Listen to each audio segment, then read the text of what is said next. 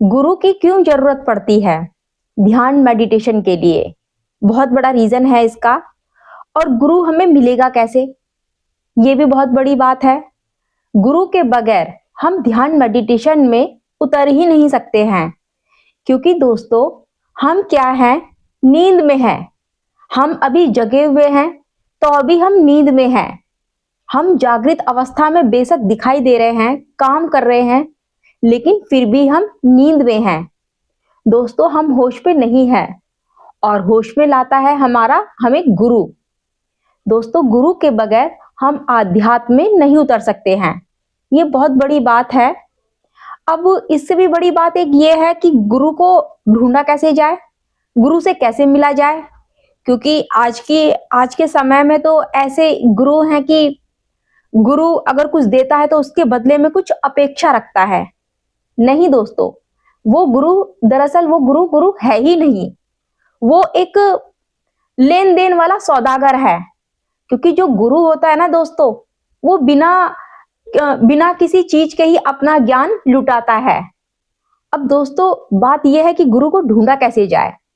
गुरु को ढूंढने जाने की जरूरत नहीं है, गुरु तो अपने आप ही कनेक्ट हो जाता है। लेकिन कैसे कनेक्ट होता है, इसका भी एक बहुत बड़ा रीजन है। वो रीजन ये है कि जो हमारे अंदर ऊर्जा है ना दोस्तों, उस ऊर्जा से वो खुद को कब कनेक्ट कर लेता है हमें भी नहीं पता चलता है।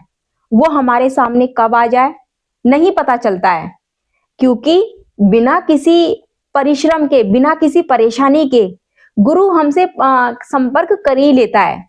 लेकिन शुरुआत केवल आपको ही करनी होगी। कैसे? अपनी सांसों के जरिए।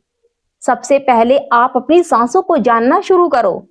रही बात आगे का मार्गदर्शन करने के लिए गुरु कैसे संपर्क करता है, वो उसके ऊपर छोड़ दो।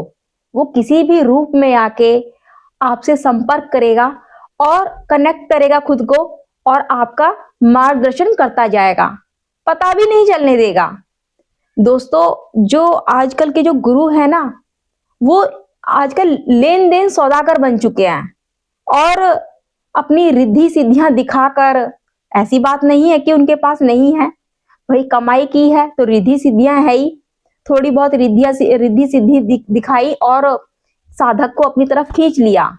नहीं दोस्तों, गुरु जो होता है ना, वो पहली बात तो कभी भी अपनी रिद्धि सिद्धियां दिखाता ही नहीं है।